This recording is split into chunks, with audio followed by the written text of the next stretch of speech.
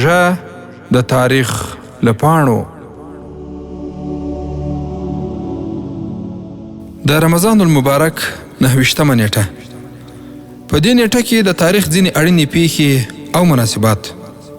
د رمضان المبارک په 9 نیټه 13 هجری قمری کال کې مسلمانانو د اسلام د ستر او نومیالي مجاهد مثنى بن حارثه رحمه الله په مشرۍ د فارسیانو لوی او مجهز لښکر ته چې مشري یې بهمن کوله د بوی په جګړه کې درنه ماتې ورکړه. یا د جګړه د یوم الاعشار په نوم هم یادیږي. یوم الاعشار لدې عمل ورته ویل کیږي چې د هر مسلمان په مقابل کې 10 تنه فارسیان جنگیدل.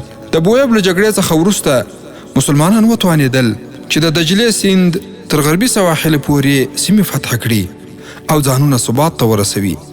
چیرې دي هغه وختونه چې د اسلامي لښکرو له رعب او هیبته نړۍ په لړزه وه. همدارنګه د تاریخ له پاڼو د روژې په 29 نیټه په 48 هجري قمري کال عقبه بن نافع رحمه الله د قیروان ښار د جوړولو حکم ورکړ تر څو د رومیانو په مقابل کې د مسلمانانو لپاره یو خوندي سیمه رامنځته کړي. او په همدې یعنی د رمضان المبارک په 29 نیټه 122 هجري قمري کال کې د عباسیانو لومړي واکمن عبدالله عباس چې په صفاح سره هم مشهور دی د امویانو د واکمنۍ په پلازمینه دمشق ښار ولکه وکړه.